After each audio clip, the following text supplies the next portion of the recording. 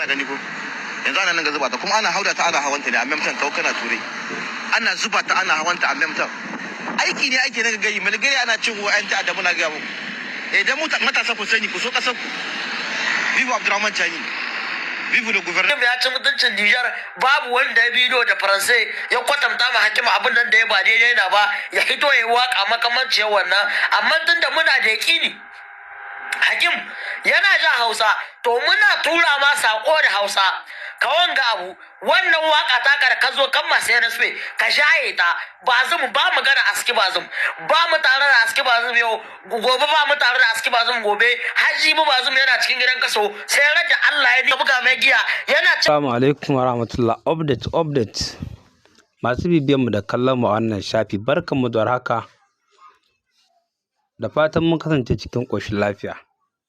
A idan kuka biyo mu cikin wannan ɗan takaitaccen bidiyo da zamu kawo muku za ku ga yadda muke ɗauke da zafafan update tun daga kan Mali, Burkina Faso da Niger da sauran gurare.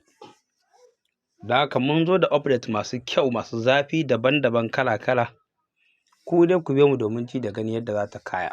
Da haka ina 'yan amana, ina kuke 'yan amana, a mana sharing sannan a mana liking sai ku faɗa mana ra'ayin ku.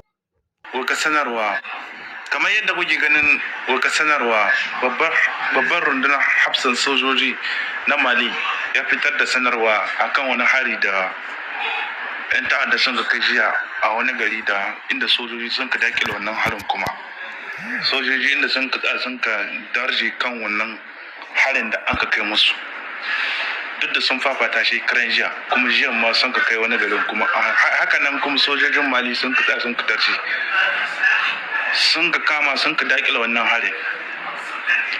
Wallahi sojojin na ana jinjina musu yadda suka tsayawa duk lokacin da makiya sun ka tinkaro su haka suke tsaya tsayin daka su kare waɗannan bayan Allah talakawa. Na rance da Allah gai wallahi mutanen ga terrorist ba su da hankali. Na rance da Allah yadda ka sojojin suka kashe su kiya su amma duk da haka nan ba su da zuciya da kansu. Vive l'armée malienne, vive General Assimi Goïta. Na rance da Allah sojoji kan suna kokari. Duk lokacin da maki ya zaka anan take na kai shi. Ba ma tsaya wani kauce ko wani abu gashin anan take na aka kai shi. Tuju sai ga miki ga. Iya gari ko ina aiki.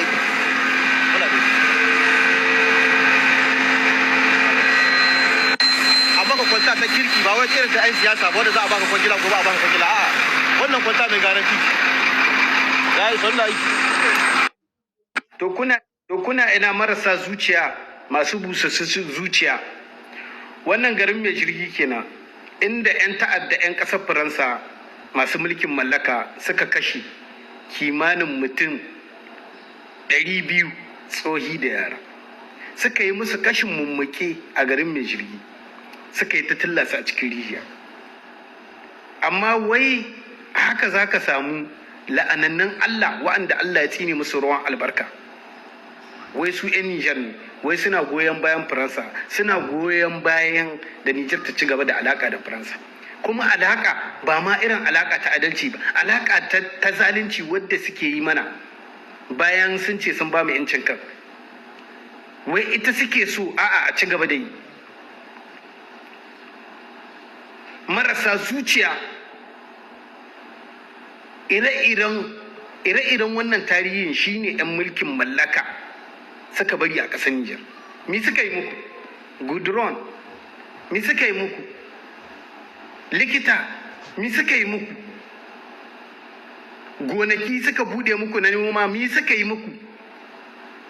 Lakwal Faransai da suka bar muku marasa zuciya. Lakwal inda suka bar muku.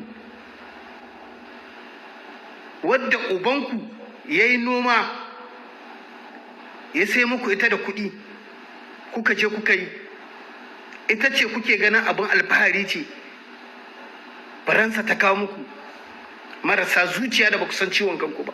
Wai har ka ji wai wani yana buɗe baki su General Chani su ba sa ƙaunar su wai su General Chani wai su ne 'yan ta'adda. Allah ya tsine ma marasa zuci.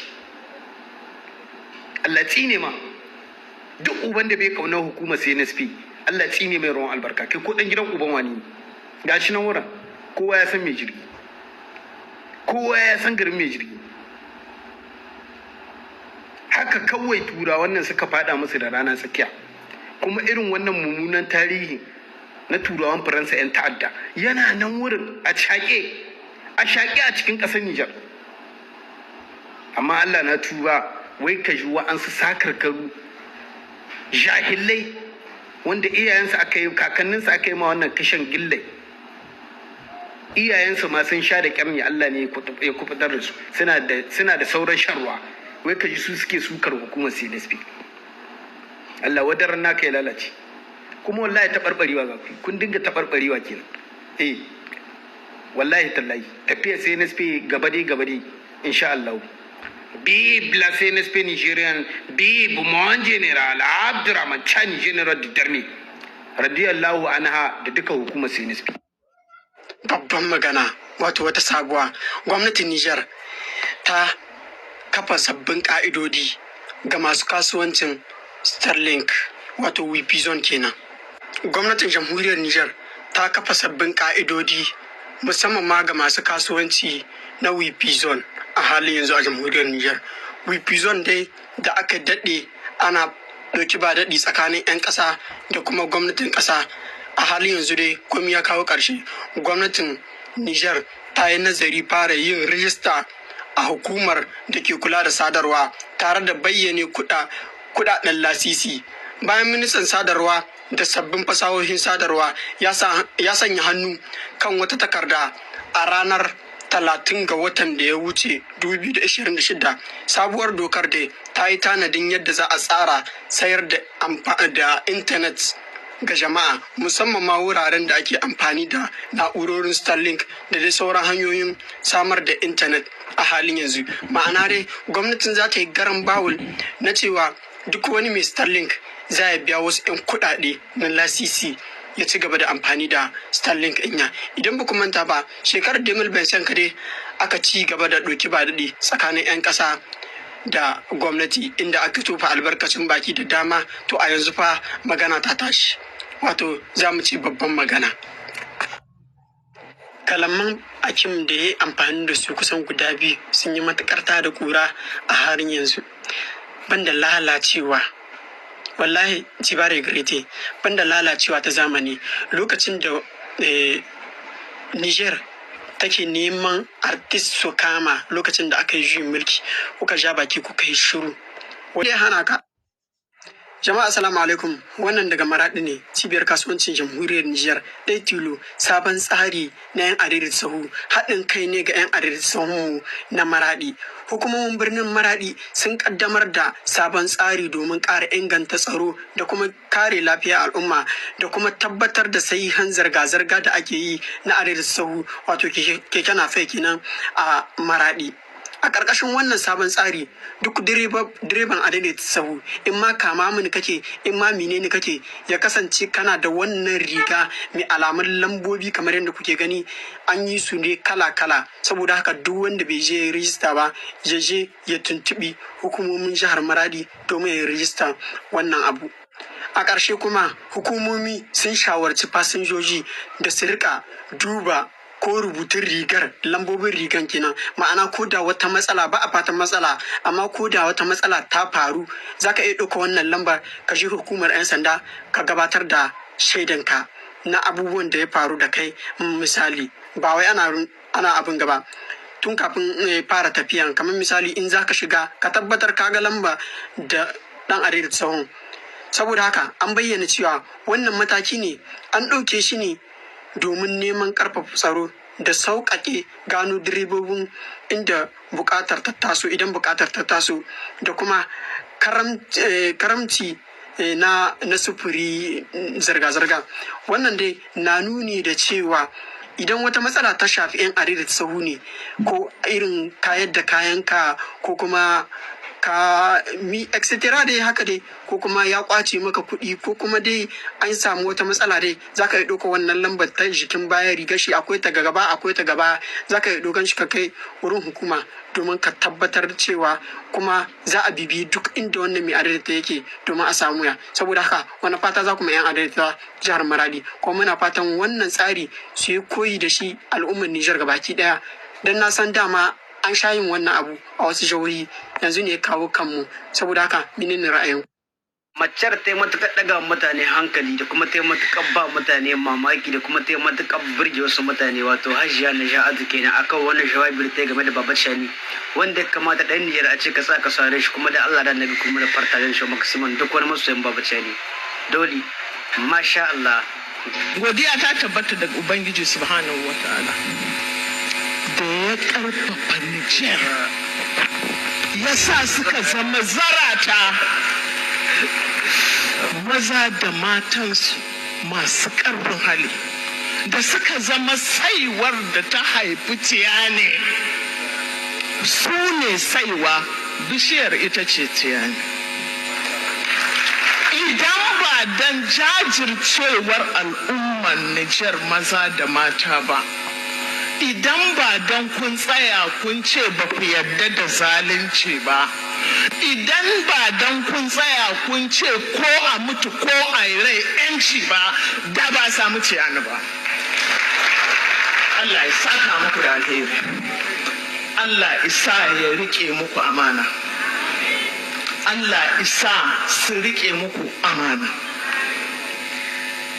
Sannan magana ta biyu, sun shigo amma babu ko wurin da ya zamanta koma daga cikin su, duka an bi an rakarkace sun da ya zamanto an kashe su. Ku kalli wannan bidiyon gani inda ya zamanto an ka kashe su da an ka kone su da kuma da an ka tawargaza su da sun ka wacewa, inda jirgi da kuma kasa su za su na aikin da zamanto duka an ka fatattake su. Inda an ce TikTok shi na bari in dora muku bidiyo akan yadda an kai magawa yakin su, in ka gani wallahi sai ka jinjina musu za da Allah da Annabi 'yan Nijar, dan Allah da Annabi fartajen shi zuwa gaba wannan bidiyon, ku tura shi zuwa gaba.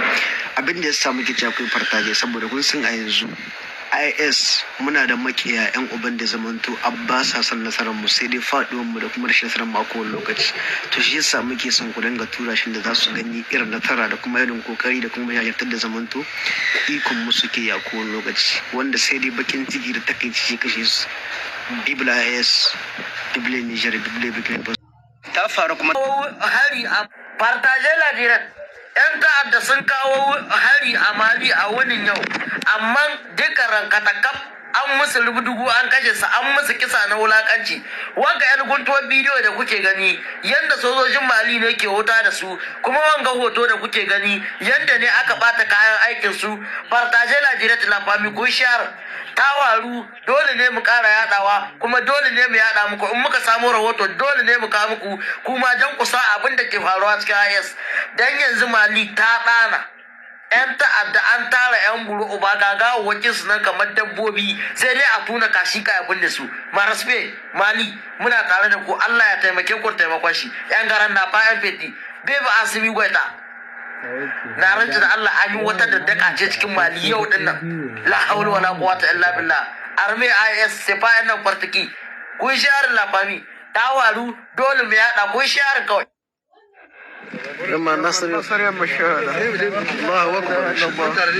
Halin da suka kai Mali ne wanga, cikin irin mutanen da ne suka samu dai suka dan jaziki dai da motuttuka suka tsere. To na ranci da Allah, dama mutum in dai ba kasa a zauna lahiya ko to kai za ka kare, duk kullum kai ne za ka zama cikin wahala. Wa'anga mutane ya asa wata dabbobi sai a ba su giyar dawaki, wanga abu kwayar dawaki su ɗauki makamai su zanki kashe mutane. Kuma in aka zo ana kashe su, kuma sai wasu maciyatan mutane su to suna cewa wai abin da ake yi ba daidai na ba. To abin da ake yi ba daidai na ba, kai sai ka zo ka ɗauka musu fansa muna. Kuma duk wanda bata ba daci dan ba daɗi ba, ka sai ka koma bakin dajin tare da kai da su. Sai ku zai kawo harin tare da su. Yau in kun kawo hari ko ita dan uban mutum gobe ya dawo bai koma. In ba buro uba da renin wa maciyatan mutane, el buro uban kaza mu ta ishe ku. Ku ja ku addabu mutane, kuna kashe mutane, kuna cin zarafin al'umma. sai an yi to ana kisan ku wasu mutane sai su banta ta wasu na cewa abin da ake yin kowa da duk uban da yake cewa ba amma za ta je an gwana ka maciyatan banza da wuhi mutane suna shan kwaya su taho sai ta kashe mutane sai an taho ana kisan su wasu maciyatan mutane wasu su ba wani su ce abin da ake musu ba daidai na ba to mali bibili mali ku ci uban yan azawa ku ci gaba da rangadan musu uwa mu muna tare da ku ba ruwan mu da iskanci Obudan, ku yi sharing wanga shugaban ɗan ta'adda ne Ibrahim Bakwai wanda ya yi zama a tafkin Chadi yana addu'a talakawa yana zambatar sojoji duk wani addanci da ake yi da sa hannun wanga bawa Allah ciki amma yau mun tashi da labari daga wajen tafkin Chadi sojojin Nijar sun gama da shi Obudan Tilafami ku yi sharing sojojin Nijar sun gama da wanga bawa Allah wanga ba Allah da kuke gani ɗan ta'adda ne shahararre shugaban ɗan ta'adda ne kwamfule na yabikin Chadi sojojin Nijar sun yi nasarar gamawa da shi a yau din nan Babu Army Nigeria sojin Nijar sai bayan nan fartiki Nijar wurin zuwa ne amma ba wurin komawa ne ba ku ci gaba da aiki sojojin Nijar mu yan kasa muna tare da ku kuma muna goyon bayan ku Allah ubangiji ku kan makiya Nijar sai bayan nan fartiki sojin Nijar sai bayan nan fartiki kuna yin abin da muna jin daɗi kwana biyu abba sai an ce kun gama da wani mugun ɗan ta'adda manasbe ɗayan ƙasa suna tare da ku Allah ya taimake mu a kan CNSP mun riga mun shinhuda rayuwarmu duk wanda zai ci mutuncin CNSP mu ma za mu ci mutuncin shi in ka ci mutuncin Burkina ko Mali za mu ci mutuncin ka abu hakim renin wayo ne kuma abu hakim iskanci ne ya ci mutuncin ƙasa ya ci mutuncin shugabannin ƙasa amma masu jin faransai sun koma gehe sun yi shiru sai wata rana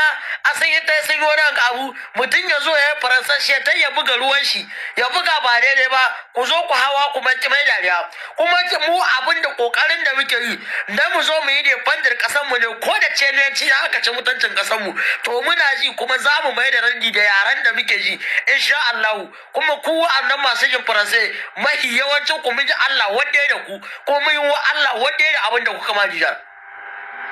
Ku zo ga hakim ya ci mutuncin Nijar babu wanda ya bidiyo da Faransai ya kwatanta ma hakim abin nan da ya ba daidai na ba ya hito ya waka makamanciyar wannan amma tun da muna da yaƙini hakim yana jan Hausa to muna tura ma sako da Hausa ka wanga abu wannan waka ta ka zo kan masu NSP ka shaye ta bazum ba mu gana aski bazum ba mu tare da aski bazum yau gobe ba mu tare da aski bazum gobe haji mu bazum yana cikin gidan kaso sai rage Allah ya ni aske shi in sai NSP ta bar mulki nan da shekara 280 kenan insha Allah tujur sai NSP ki gani Niger babu wanda zai kara mulkin ta sai kungiyar sai NSP sai wannan gurfi na CNSP su za su gaba da cin mulkin Nijar tunda su ne suka waye mana kai mu ma 'yan ƙasa ne kuma kowa ma ɗan ƙasa ne amma sai dai mu muna 'yan ƙasa amma mun shi wasu duk wasu za ka hitawa za su yi tawa suna kuwa a kan Nijar ɗin nan suna yin kuwa ne saboda 'yan teran su mu kuma ba muna yi ne saboda 'yan teran mu ba muna yi ne domin ƙasa ta ginu kowa da kowa ya ji daɗi to ku zo hakim ya ci mutunci sai na da faransai ku maida mai raddi daidai da abin da gai shi ma a ci mutuncin shi ɗan po 'yan tire partage la Allah shi wanga mai kan kamar na rago a kama shi a kashe shi ta dalilin shi ne duk wani wanda zai tasowa zai labewa gare shi ne ya ci mutuncin Nijar ya ci mutuncin al'ummar Nijar ya ci mutuncin shugabannin Nijar dakiki hadde na kan wanda in ya je inda ya je zamana aka buga mai giya yana cin mutuncin Nijar ne yana cin mutuncin situayen Nijar ne Bazum Muhammad kenan in ba kare na mana wayo ba a kama shi a kashe shi uban kowa ya huta Bazum bai da wani amfani a kama shi a kashe shi uban kowa sai ya huta in ba an raina mana wayo ba kowane maciyaci kowane ɗan banza ya taso sai ya labe ga Bazum yana cin mutuncin CNSP yana cin mutuncin Nijar da wani kashi kamar na jakki a kama shi a kashe shi Bazum din da a kama shi a ci uwa shi yan boy yan tire ku yi shi a jela gidan sojojin Mali sun dakile wannan harin kuma sun yi nasara kan wannan harin da 'yan ta'adda sun kai wannan wuri wurare guda biyu sun kai gawo da tumbutu kowane sansanin sojoji sai sun kai ma wannan harin amma kuma sojoji sun da nasara kan wannan. Ku ci gaba da share Vive le Mali, vive le General Assimi Goïta, la famille. Kun ga yadda suke ta sabka ko. Waɗansu suna tafiya suna mutuwa kuma kayan lokacin suke sabkowa. Munafukai na tafiya ana sabko da sababbi don a ji daɗin cin wasu da kyau, yadda za a kashe su da kyau. Na ran kira Allah wani gari toro da su za su gaba ne, inna lillahi wa inna ilaihi. Vive l'AES, vive le Burkina Faso, vive le Mali, vive le Niger. La famille ku ci gaba da share la famille. Ƙara mu dinga nuna musu su dinga gani, yanzu na wasu ka sabkowa, yanzu na ake sake sabko da su sababbin kuma wasu ƙara gani. Za ka ta yi ka ɗauki wata kalmar bindiga wadda ko kayakin kirki ba ta da, ka hana mu kanka kwana kuma ka a kashe ka. Ina riba wannan wuri take, babu riba wani guri duka wallahi ni tausayi na suka ban, na ranci da Allah duk lokacin da na ga suka hari tausayi na suka ban. Tana za a haɗa wanda shi na da saye da kanshi, su na da tiyar su sai da kansu, da kuna da tiya wai a baku ku ɗiyan bayu jahilai dabbobi. Vive l'AES, ku ci la famille. Wannan shine Ibrahim Bakura, shugaban 'yan ta'adda wanda sojojin Nijar sun samu galaba kan shi.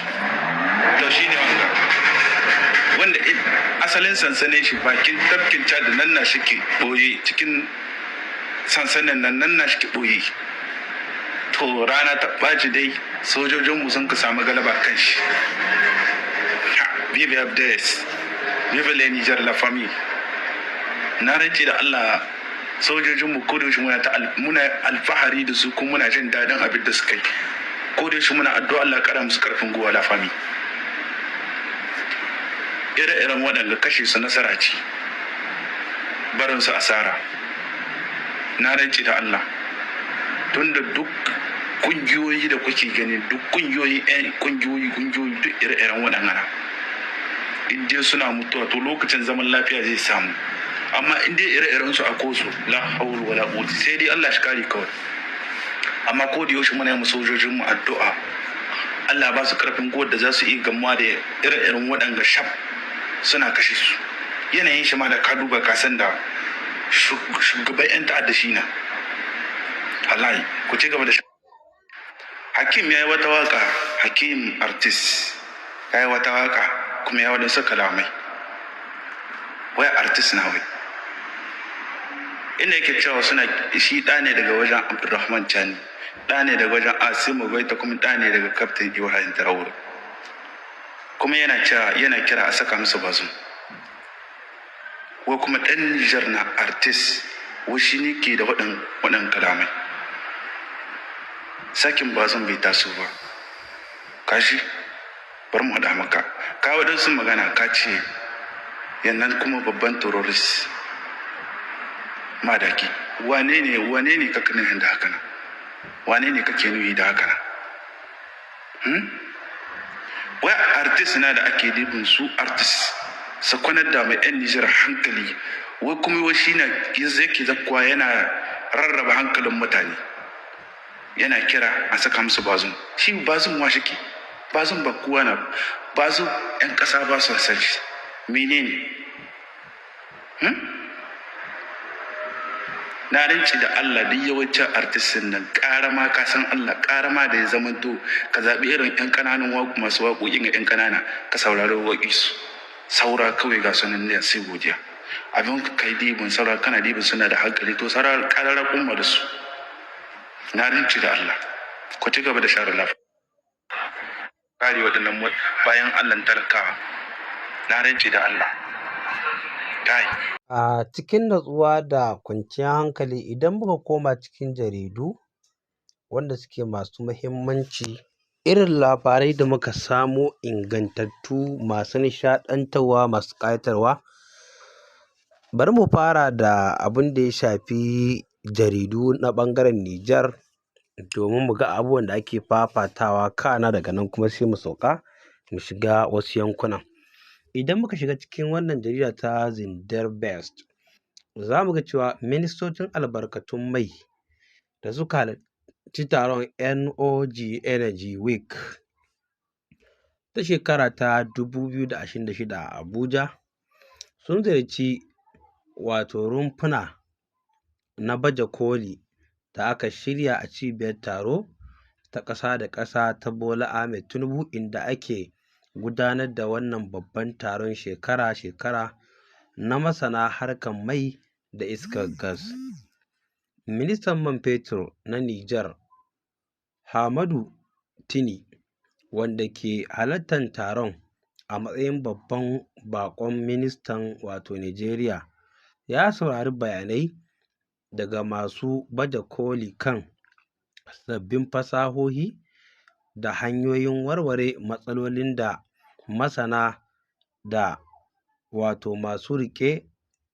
masu ƙirƙire-ƙirƙire daga nahiyar Afirka suka gabatar.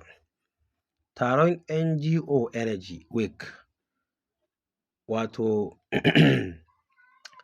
na zama muhimmiyar dalilin musayar ra'ayoyi da fasahohi domin bunƙasa harkokin makamashi a nahiyar Afirka.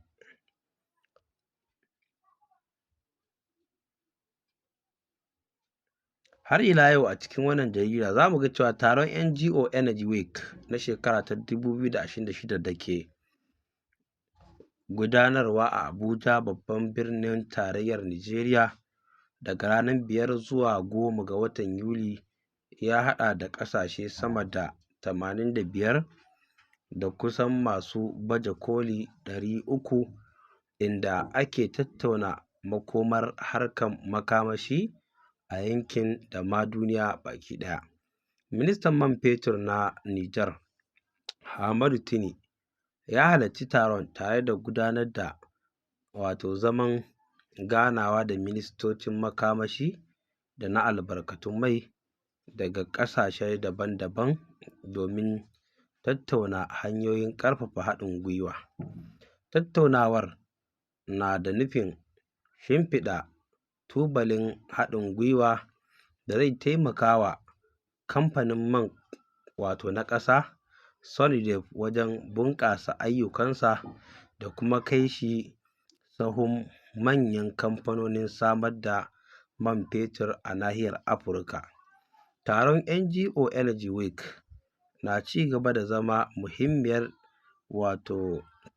dandalin tattaunawa, ƙulla alaƙa da cimma yarjejeniyoyi domin tabbatar da samar da makamashi mai ɗorewa da bunƙasa tattalin arziki. To wannan fa taron kun ji kaɗan daga abin da ya ƙunsa, wanda ya shafi yankuna da dama na nahiyar Afirka. Har ila a cikin wannan jarida ta Zindebe za mu ga cewa mataimakiyar sakatare janar ta ma'aikatar yawon jama'a, ayyukan jin ƙai da haɗin kan ƙasa, Kanal Aishatu Usman, ta kai ziyara cibiyar gidan mata na Agadez, inda ta duba sassan koyar da sana'o'i daban-daban da cibiyar ke gudanarwa. Ta yaba da ingancin horon da ake bayarwa, tana mai bayyana cibiyar a matsayin wata muhimmiyar hanya ta ƙarfafa tattalin arzikin mata da inganta rayuwarsu. Haka kuma ta jinjina wa ƙoƙarin jami'an cibiyar wajen tallafa wa mata da samar musu da damar dogaro da kai ta hanyar sana'o'i. Har ila yau a cikin wannan jarida za mu ga cewa 'yan sanda sun gabatar da makamai da miyagun ƙwayoyi da aka kama a ƙaramar hukumar Dogarawa ta jihar Tawa. Jami'an 'yan sanda na ƙasa a ƙaramar hukumar Doguwa sun gabatar da makamai da miyagun ƙwayoyin da aka kama a wani biki da aka gudanar a hedkwatar su, tare da halartar manyan jami'an gwamnati da shugabannin gargajiya. An bayyana cewa nasarar ta samu ne sakamakon haɗin gwiwa tsakanin 'yan sanda da wato kwamitoci na sa ido na ayyukan yankin. Hukumomi sun yaba da wannan haɗin kai, suna mai jaddada aniyar ci gaba da yaƙi da miyagun laifuka domin tabbatar da zaman lafiya da tsaro a wannan yanki da ma ƙasa baki ɗaya. Idan muka ɗan matsa gaba kaɗan za mu ga cewa ko kun san cewa sarkin Saudiya Faisal Ibn Abdulaziz ya taɓa ziyartar jamhuriyar Nijar? Wannan ziyara ta kasance ɗaya daga cikin muhimman abubuwan tarihi da suka ƙarfafa dangantakar Nijar da Saudiya, tare da buɗe ƙofofin haɗin gwiwa a fannoni daban-daban. Ga wasu wato ƙarin bayanai daga Abubakar Hassan ɗan Buzuwa game da wannan ziyara mai tarihi da har yanzu take da muhimmanci wato a ƙwaƙwalwar al'umma. Wannan bidiyo ne inda aka kawo wannan tarihi, sai dai ba mu kawo muku bidiyon ba, amma dai muna da son cewa hakan ta taɓa faruwa shi kenan. Idan muka koma cikin wannan jarida har ila za mu ga cewa gwamnan jihar Zindar Kanal Masallaci Muhammad Sani tare da babban daraktan wato ONAHA sun kai ziyarar tafkin Gasafa da ke wato Gindingwa ne, ga nan dai sunan garin ba daɗi, domin tantance damar bunƙasa noma da ban ruwa. Bincike ya nuna cewa tafkin na da yalwar ruwa da za ta iya tallafawa ayyukan noma, yayin da ONAHA za ta gudanar da ƙarin nazari kan hanyoyin amfani da wannan albarkatu domin amfanin manoma da ƙarfafa samar da abinci a yankin, bisa umarnin shugaban ƙasa Janar Abdurrahman Chani. Shi ma bidiyo ne, ba mu saki bidiyon ba ne kawai. Idan muka koma ciki dai har ila yau wannan jarida ta Zindar, za mu ga cewa Zindar gwamna ya duba damar bunƙasa noma da ban ruwa a tafkin Gasafa. Gwamnan jihar Zindar Kanal Masallaci Muhammad Sani tare da babban daraktan hukumar ONAHA sun kai ziyara tafkin Gasafa da ke wannan yanki domin tantance damar amfani da wurin wajen bunƙasa noman da wato ban ruwa. Binciken ya nuna cewa tafkin na da babban fili wajen samar da damar noma saboda yawan ruwa da yake da shi. Gwamnan ya bayyana aniyar hukumomi ta amfani da albarkatun ƙasa wajen ƙarfafa noma da samar da abinci. Hukumar ONAHA za ta gudanar da ƙarin nazari domin gano hanyoyin da suka dace na amfani da tafkin domin amfanin manoma da ci gaban yankin Zindar. Har ila a cikin wannan jarida za mu ga cewa Niamey ta karɓi taron AES da Rasha kan ƙarfafa haɗin gwiwa a ranar 8 ga watan Yuli shekara ta 2026. Babban birnin Nijar ya karɓi zaman taron karo na biyu na tattaunawa tsakanin ministocin harkokin wajen ƙungiyar ƙasashen Sahel AES da tarayyar Rasha. Taron, wanda ya samu halartar manyan jami'ai daga Nijar, Mali, Burkina Faso da Rasha, ya mayar da hankali kan ƙarfafa haɗin gwiwa ta fuskar dabaru bisa mutunta ikon ƙasashe, rashin tsoma baki da kuma moriyar juna. Masu halartar taron sun bayyana aniyarsu ta ƙara bunƙasa dangantaka tsakanin AES da Rasha domin amfanin al'ummomin ƙasashen da ke cikin wannan ƙungiya. Idan ko muka dawo har ila yau cikin wannan jarida, saboda yau mun rawaito muku abubuwa da yawa cikin wannan jarida, Faransa ta baiwa jami'an diflomasiyyar Burkina Faso wa'adin ficewa daga ƙasar.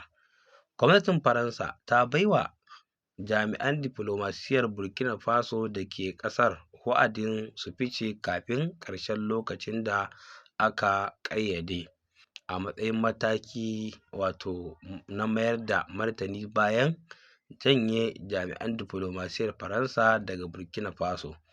Ma'aikatar harkokin wajen Faransa ta bayyana cewa an ɗauki wannan mataki ne bisa ƙa'idar musayar martani tsakanin ƙasashen, bayan da jami'an diflomasiyyar Faransa da ke Burkina Faso suka koma gida. Wannan mataki ya ƙara nuna irin matsalolin da ke tattare da dangantakar diflomasiyya tsakanin Faransa da Burkina Faso, yayin da ɓangarorin biyu ke ci gaba da ɗaukar matakan da suka shafi hulɗar jakadanci. Har ila a cikin wannan jaridar za mu ga cewa Nijar da Algeria na ƙarfafa haɗin gwiwa a fannin makamashi. A ranar Litinin 6 ga watan Yuli shekara ta 2026, gwamnan jihar Agadez Janar Ibra Bulama Isa ya karɓi tawagar kamfanin Senelgas na Algeria, wanda ta tabbatar da rahoton binciken fasaha da ta gudanar kan harkar wutar lantarki a yankin tsakanin 3 zuwa 5 ga watan Yuli shekara ta 2026. Ziyarar na daga cikin ƙoƙarin ƙarfafa haɗin gwiwa tsakanin Nijar da Algeria a fannin makamashi, bisa yarjejeniyoyin da shugabannin ƙasashen biyu suka amince da su. Binciken ya mayar da hankali kan ƙarfin samar da wutar lantarki, matsalolin rarraba ta, da kuma hanyoyin ƙara samar da makamashi a Agadez. Gwamna Janar Ibra Bulama Isa ya jaddada muhimmancin makamashi wajen bunƙasa tattalin arziki da inganta rayuwar al'umma, yayin da tawagar Sonelgas ta bayyana aniyarta na ci gaba da aiki tare da Nijar domin samar da mafita mai ɗorewa ga matsalar wutar lantarki a yankin. Har ila cikin wannan jarida za mu ga cewa mataimakiyar sakatare janar ta ma'aikatar kula da yawan jama'a ta kai ziyarar aiki a jihar Agadez. A ranar Litinin ne 6 ga watan Yuli shekara ta 2026, mataimakiyar sakatare janar ta ma'aikatar kula da yawan jama'a a yankunan jin ƙai da haɗin kan ƙasa, Kanal Aishatu Usman, ta kai ziyarar aiki a yankin Agadez domin duba cibiyoyi da hukumomi da ke ƙarƙashin ma'aikatar.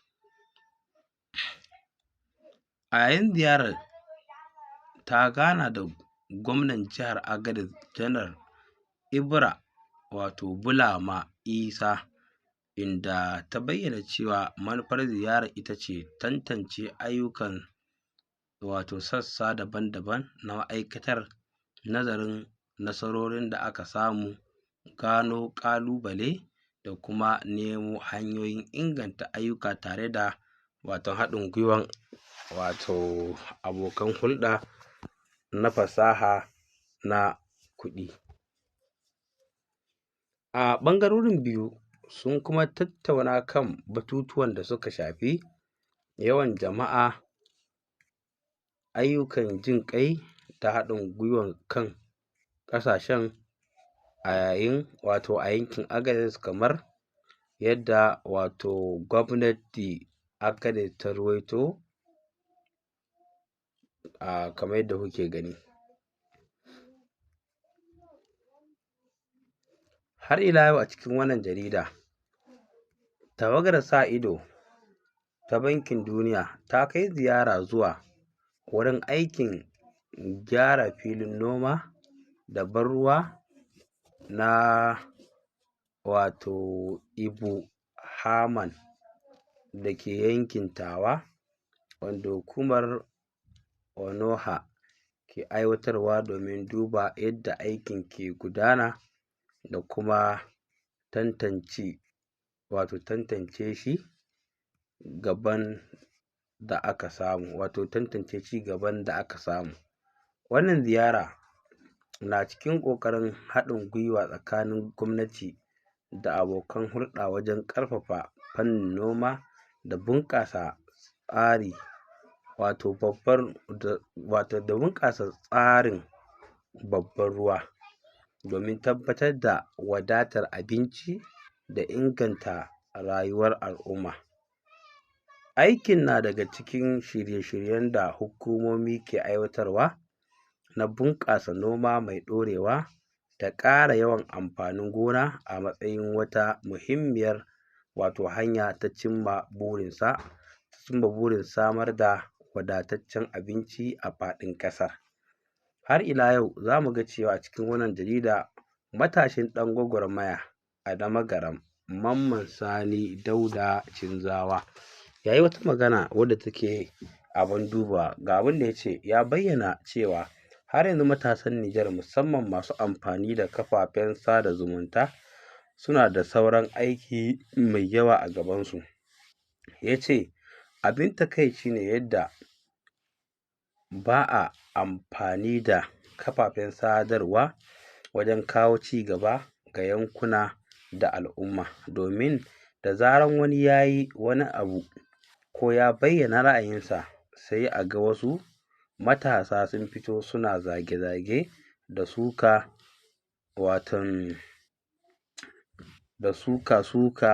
marasa amfani. A cewarsa wannan hali yana damunsa matuƙa domin akwai batutuwa da dama da suka dace a tattauna domin samar da cigaba ga ƙasa, jiha da kuma gari, amma ba a ba su muhimmancin da ya kamata.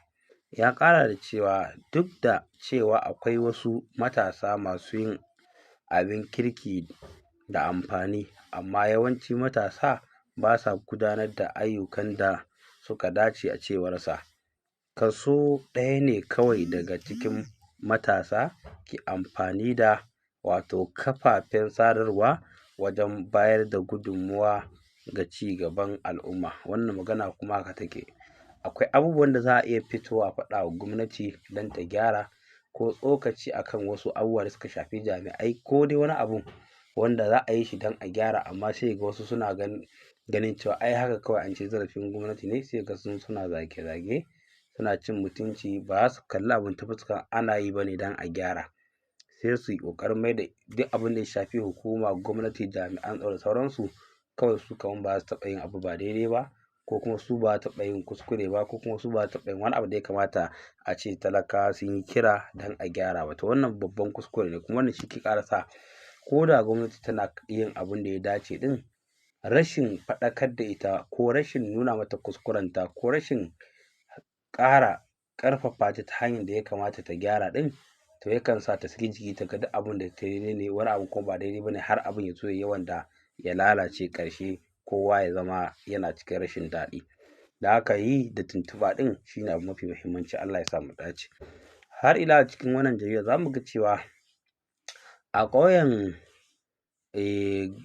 Gandun Malam Tahiru da ke cikin ƙaramar hukumar Guna a gundumar Miriya a ranar Asabar 4 ga watan Yuli shekara ta 2026 an gudanar da taron saukar Alƙur'ani mai girma tare da yin addu'o'in neman Allah ya kawo wa ƙasarmu zaman lafiya da kwanciyar hankali.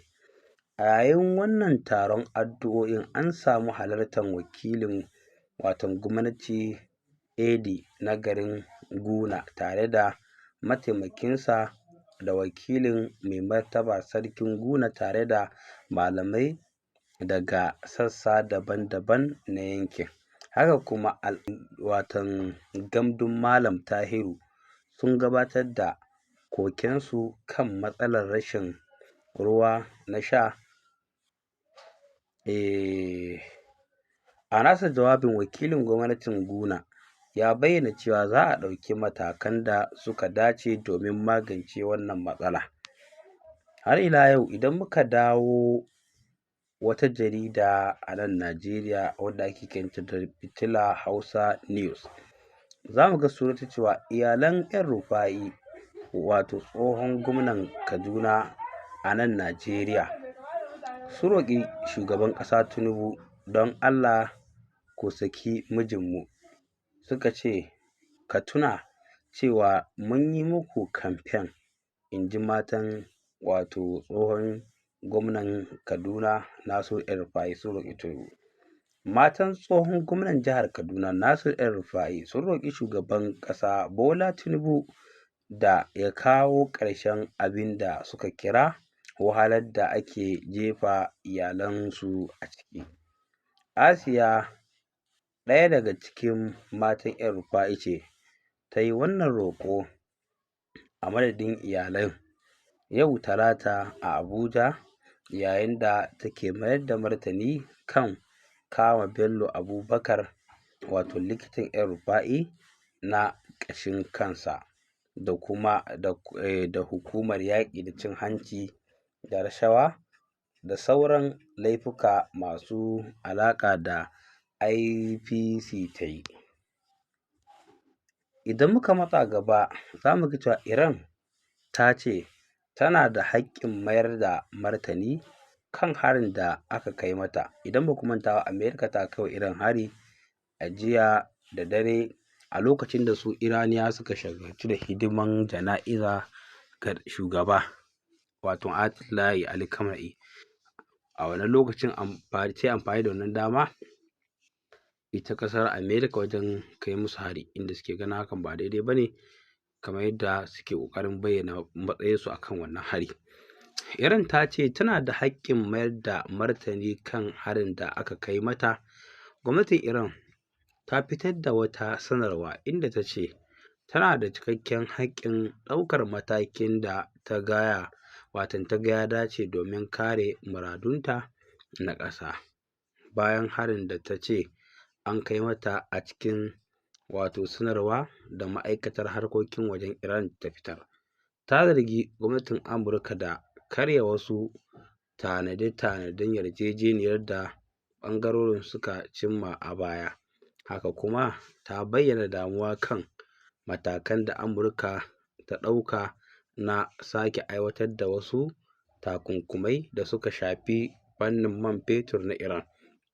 Iran ta ce tun bayan rattaba hannu kan yarjejeniyar, ita ta ci gaba da cika alƙawuranta, yayin da take zargin cewa wasu matakan da Amurka ta ɗauka sun saɓa da ruhin yarjejeniyar.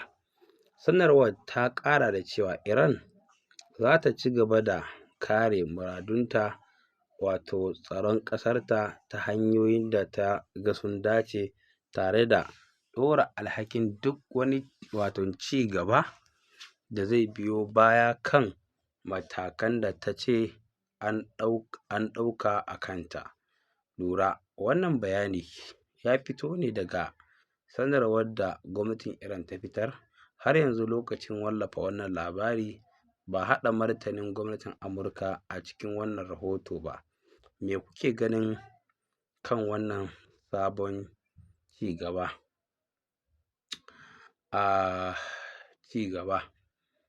Me kuke gani kan wannan sabon ci gaba? Ku bayyana ra'ayoyinku cikin mutunci a sashen sharhi, wato comment section.